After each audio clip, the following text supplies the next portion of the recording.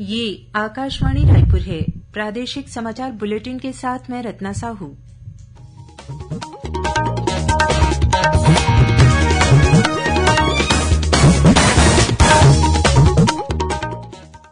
और अब पेश है आज के मुख्य समाचार।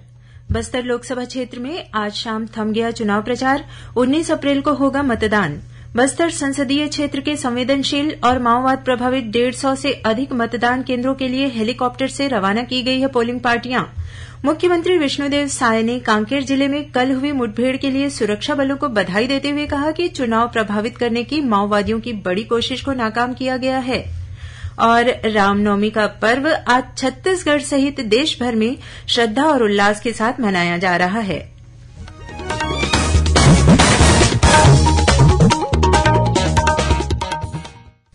अब समाचार विस्तार से। प्रदेश में लोकसभा चुनाव के पहले चरण के तहत बस्तर संसदीय क्षेत्र में आज शाम 5 बजे चुनाव प्रचार थम गया। अब प्रत्याशी घर घर जाकर जनसंपर्क कर रहे हैं। इस सीट पर परसों 19 अप्रैल को वोट डाले जाएंगे। इस बीच निर्वाचन आयोग ने बस्तर संसदीय क्षेत्र के लिए मतदान का समय निर्धारित कर दिया है। इसके तहत कोंडागांव, नारायणपुर, चित्रकोट, दंतेवाड़ा, बीजापुर और कोंटा विधानसभा क्षेत्रों में सुबह 7 बजे से दोपहर 3 बजे तक मतदान होगा। वहीं बस्तर विधानसभा क्षेत्र में सुबह 7 बजे से शाम 5 बजे तक वोट डाले जाएंगे। इसी तरह जगदलपुर विधानसभा क्षेत्र के 175 मतदान केन्द्रों में भी सुबह 7 बजे से शाम 5 बजे तक और 72 मतदान केन्द्रों में सुबह 7 बजे से दोपहर 3 बजे तक मतदान होगा। मतदान के दिन 19 अप्रैल को कोंडागांव, नारायणपुर, बस्तर, दंतेवाड़ा, बीजापुर और सुकमा जिले में सार्वजनिक तथा सामान्य अवकाश की घोषणा की गई है। प्रदेश में लोकसभा चुनाव के पहले चरण के तहत 19 अप्रैल को होने वाले मतदान के लिए माओवाद समस्या से प्रभावित बस्तर संसदीय क्षेत्र के संवेदनशील इलाकों के लिए मतदान दलों की रवानगी शुरू हो गई है। माओवाद प्रभावित संवेदनशील क्षेत्रों में हेलीकॉप्टर से मतदान दल भेजे जा रहे हैं। बीजापुर, सुकमा, दंतेवाड़ा, कोंडागांव और नारायणपुर जिले के दुर्गम और संवेदनशील इलाकों में स्थित करीब 150 पोलिंग बूथ के लिए मतदान दलों को करीब 3 दिन पहले से ही हेलीकॉप्टर के जरिए रवाना करना शुरू कर दिया गया है। 56 मतदान दलों को कल हेलीकॉप्टर से रवाना किया गया। वहीं आज 100 मतदान दलों को हेलीकॉप्टर के माध्यम से रवाना किया गया। इन संवेदनशील इलाकों में शांतिपूर्ण तरीके से मतदान संपन्न करने के लिए सुरक्षा के पुख्ता बंदोबस्त किए गए हैं। अति संवेदनशील मतदान केन्द्रों में सुरक्षा का 3 स्तरीय घेरा रहेगा। इसके लिए बस्तर लोकसभा क्षेत्र में केंद्रीय सशस्त्र पुलिस बलों की करीब 350 अतिरिक्त कंपनियां तैनात की गई है। छत्तीसगढ़ में लोकसभा चुनाव के प्रथम चरण के तहत बस्तर संसदीय क्षेत्र में जहां आज शाम चुनाव प्रचार थम गया, वहीं दूसरे और तीसरे चरण के लिए चुनाव प्रचार जोर पकड़ लिया है।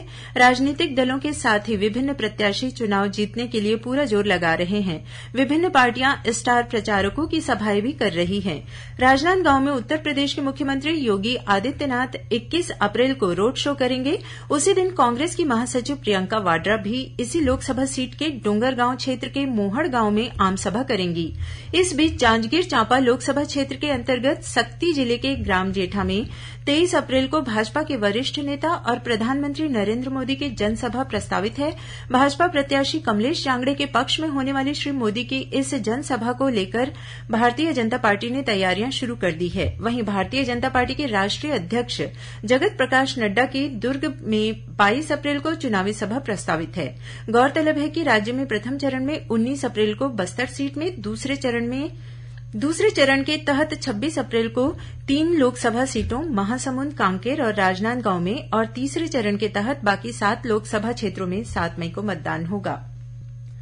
प्रदेश में हाल ही में कांग्रेस से भारतीय जनता पार्टी में शामिल हुई बिलासपुर की पूर्व महापौर वाणी राव, महिला कांग्रेस की पूर्व राष्ट्रीय सचिव और महासमुंद की पूर्व नगर पालिका अध्यक्ष अनीता रावटे, महासमुंद की जिला पंचायत अध्यक्ष उषा पटेल और अरुणा शुक्ला ने आज रायपुर स्थित भाजपा कार्यालय में एक पत्रकार वार्ता को संबोधित करते हुए कहा कि कांग्रेस ने सदैव महिलाओं के साथ छल किया है। भाजपा नेत्रियों ने कहा कि कांग्रेस ने महिलाओं के लिए जितने भी वादे किए, उनमें से एक भी वादा पूरा नहीं किया। इन इन महिला नेत्रियों ने कहा कि कांग्रेस ने अपने घोषणा पत्र में महिलाओं को 1 लाख रुपये सालाना देने की बात कही है, लेकिन कांग्रेस को देश को यह बताना चाहिए कि वह महिलाओं को 50 लाख करोड़ रुपये सालाना कैसे देगी, जबकि देश का कुल बजट ही इतनी राशि का होता है। इन महिला नेताओं ने कहा कि कांग्रेस ने महतारी सम्मान योजना के तहत प्रति माह 500 रुपये और विधवा तथा वृद्ध महिलाओं को 1000 रुपये देने का वादा किया था, लेकिन प्रदेश में अपने शासनकाल के दौरान 5 साल में 1 रुपया तक महिलाओं को नहीं दिया है। दूसरी ओर प्रदेश कांग्रेस के संचार विभाग के अध्यक्ष सुशील आनंद शुक्ला ने कहा है कि केंद्र में कांग्रेस की सरकार बनने पर महिलाओं को 1 लाख रुपये सालाना दिया जाएगा। उन्होंने कहा कि कांग्रेस ने अपने न्याय पत्र में प्रमुखता से यह वादा किया है और इसके लिए कांग्रेस महिलाओं से फॉर्म भी भरवा रही है। कांग्रेस के कार्यकर्ता पार्टी के इस घोषणा को राज्य के सभी लोकसभा क्षेत्रों की महिला मतदाताओं तक पहुंचा रहे हैं। वहीं कांग्रेस की राष्ट्रीय प्रवक्ता राधिका खेरा ने कल जगदलपुर में पत्रकारों से बात करते हुए कहा कि भारतीय जनता पार्टी आरक्षण के विरोधी है। उन्होंने आरोप लगाया कि केंद्र की भाजपा सरकार आदिवासी विरोधी है। उन्होंने कहा कि भाजपा सरकार प्राकृतिक संसाधनों को उद्योगपतियों को बेच रही है। ऐसे समय में जल, जंगल, जमीन बचाना बड़ी चुनौती है। प्रादेशिक समाचार आप आकाशवाणी रायपुर से सुन रहे हैं। छत्तीसगढ़ की खबरों से है आपका वास्ता और खबरों की विश्वसनीयता से है हमारा वास्ता। आकाशवाणी समाचार रायपुर के प्रादेशिक समाचार बुलेटिन के साथ ही हमारे समसामयिक कार्यक्रम आप रेडियो के अलावा अपने मोबाइल पर भी सुन सकते हैं। आकाशवाणी समाचार फेसबुक, ट्विटर और यूट्यूब पर भी उपलब्ध है। हमारा Facebook page Chhattisgarh news on AIR, Twitter handle CGAIR news और हमारा यूट्यूब चैनल है छत्तीसगढ़ AIR न्यूज। तो अब रेडियो के साथ ही आपके मोबाइल के जरिए भी हम पहुंच रहे हैं आप तक। छत्तीसगढ़ की हर खबर के लिए सुनते रहिए आकाशवाणी समाचार। और अब आगे बढ़ते हैं बाकी के समाचारों की ओर। मुख्यमंत्री विष्णुदेव साय ने कांकेर जिले में कल हुई मुठभेड़ पर सुरक्षा बलों को बधाई देते हुए कहा है कि केंद्र और राज्य सरकार की प्राथमिकता बस्तर संभाग को नक्सल समस्या से मुक्त करने की है। उन्होंने कहा कि माओवादी लोकतंत्र में आस्था नहीं रखते और लोकतांत्रिक प्रक्रिया को हिंसात्मक तरीके से प्रभावित करते हैं। उन्होंने कहा कि सुरक्षा बलों ने चुनाव को प्रभावित करने की माओवादियों की बड़ी कोशिश को नाकाम कर दिया है। गौरतलब है कि कल कांकेर जिले के छोटे बेठिया इलाके में हुई मुठभेड़ में 29 माओवादी मारे गए हैं।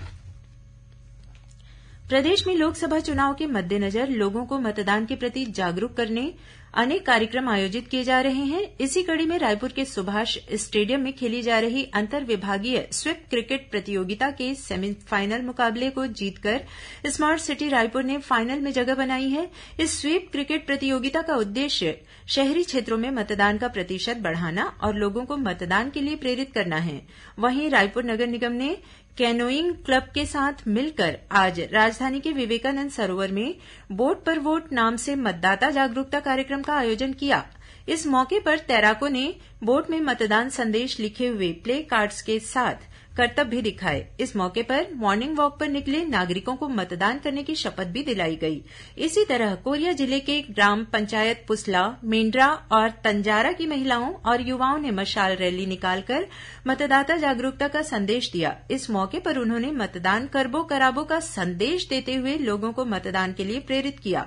इस बीच छत्तीसगढ़ महाराष्ट्र सीमा पर भी महाराष्ट्र के गोंदिया जिले और छत्तीसगढ़ के राजनांदगांव जिले ने मिलकर मतदाता जागरूकता कार्यक्रम का आयोजन किया। इस कार्यक्रम का लक्ष्य प्रवासी मजदूरों को मतदान करने के लिए जागरूक करना था। यह पहली बार था जब दोनों राज्यों ने मिलकर इस तरह का कार्यक्रम आयोजित किया। इसके तहत प्रवासी मजदूरों को SMS करने के साथ ही फोन के माध्यम से मतदान करने की सूचना दी जाएगी। वहीं दुर्ग जिले में मतदाता जागरूकता के तहत एक नवाचारी अभियान डॉक्टर विश्वनाथ पाणिग्रही द्वारा शुरू किया गया है। वे हल्दी पीला चावल युक्त मतदान न्योता देने की जगह जगह पहुंच रहे हैं। उन्होंने जिले के वरिष्ठ अधिकारियों के साथ ही आंगनबाड़ी कार्यकर्ताओं, वरिष्ठजनों, स्व सहायता समूह की महिलाओं को न्योता दिया है। इसके अलावा कॉलेज जाकर युवाओं को भी मतदान करने का न्योता दे रहे हैं। उधर महासमुंद के शासकीय पॉलिटेक्निक में राष्ट्रीय सेवा योजना इकाई द्वारा लोकसभा चुनाव में मतदान प्रतिशत बढ़ाने तथा ग्रामीण और नगरीय क्षेत्रों में रहने वाले मतदाताओं को प्रेरित करने के उद्देश्य से नुक्कड़ नाटक का आयोजन किया गया। साथ ही संस्था परिसर से ग्राम बरोंडा बाजार तक मतदाता जागरूकता रैली निकाली गई। रामनवमी का पर्व आज छत्तीसगढ़ सहित देश भर में श्रद्धा और उल्लास के साथ मनाया जा रहा है। यह पर्व भगवान विष्णु के 7वें अवतार भगवान श्रीराम के जन्म के उपलक्ष्य में मनाया जाता है। हिंदू कैलेंडर के अनुसार रामनवमी चैत्र मास के 9वें दिन मनाई जाती है। राष्ट्रपति द्रौपदी मुर्मू, उपराष्ट्रपति जगदीप धनखड़, प्रधानमंत्री नरेंद्र मोदी और छत्तीसगढ़ के राज्यपाल विश्वभूषण हरिचंदन ने देशवासियों को रामनवमी की शुभकामनाएं दी है। रामनवमी के मौके पर आज प्रदेश में विभिन्न स्थानों पर स्थित राम मंदिरों में भगवान श्रीराम की पूजा अर्चना की जा रही है। अनेक स्थानों पर आज शोभा यात्राएं भी निकाली जा रही है। राजधानी रायपुर के दूधाधारी मठ में भगवान श्रीराम के दर्शन के लिए आज सुबह से ही श्रद्धालुओं का तांता लगा रहा। इस बीच नवरात्रि पर्व के 9वें दिन आज विभिन्न देवी मंदिरों और शक्तिपीठों में पूजा अर्चना की गई। इस अवसर पर कई जगह हवन, कन्या भोजन और भंडारे का आयोजन भी किया गया। साथ ही बाजे गाजे और जस गीत के साथ जोत और जमारा विसर्जन भी किया जा रहा है। और अब कुछ खबरें संक्षेप में।